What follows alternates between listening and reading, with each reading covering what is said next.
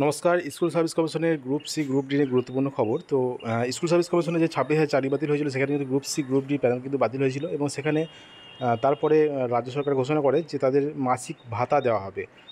Group C এর জন্য 25,000 এবং গ্রুপ ডি এর জন্য 20,000 টাকা ভাতা দেওয়া হবে। তো এটা নিয়ে কিন্তু কেস হয় এবং সেখানে কলকাতা হাইকোর্টে মহামান্য বিচারপতি অমিতা সিনহার বেঞ্চে তো সেখানে কিন্তু যে নির্দেশ দেওয়া হয়েছে, সেখানে কিন্তু বলা হয়েছে যে এই ভাতা কিন্তু দেওয়া যায় না, অর্থাৎ দেওয়া হবে না।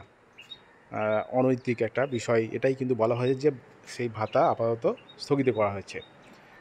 তো সেই ভাতা কিন্তু দেওয়া যাচ্ছে না, কারণ বিভিন্ন বিষয় খতিয়ে দেখে কিন্তু বলা হয়েছে। তো যাই হোক, এই ভাতা কিন্তু দেওয়া যাবে না।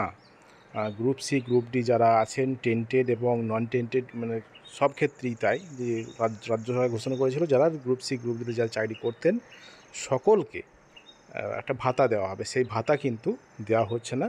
মহামান্য হাইকোর্ট আজকে এটা জানিয়েছে। তো রাজ্যের উদ্দেশ্যে প্রশ্ন করেছেন বিচারপতি অমিতা সিনহা।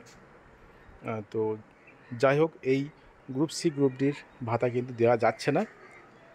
এটাই কিন্তু এখনও পর্যন্ত যে খবরটা পাওয়া গেছে, গ্রুপ সি এবং গ্রুপ ডিদের জন্য কোনো ভাতা দেওয়া হচ্ছে না।